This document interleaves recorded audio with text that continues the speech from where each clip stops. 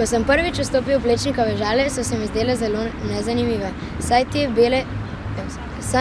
bele in sive barve so zelo zamorjene. Ampak če kraj pogledaš po Plečniku, na navdihu postane veliko bolj zanimiv.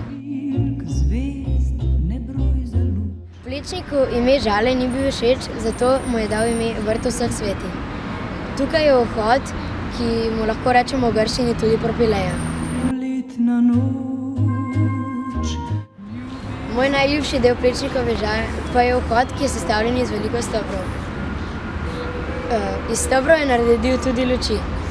Na vrhu vhoda pa je postavljen kip Kristusa in Marije.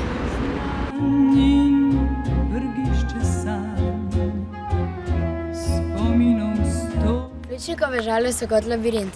Vse poti so pravokotne, ampak nobena ne veš, kam te bo peljala. Tukaj so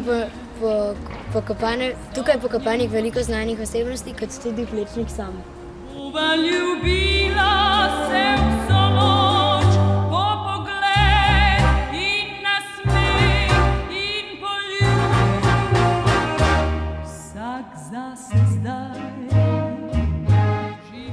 Plečnik je nagrobnik za svoj grob oblikoval kar sam. Nagrobnik je zelo skromen, kot je bil tudi on.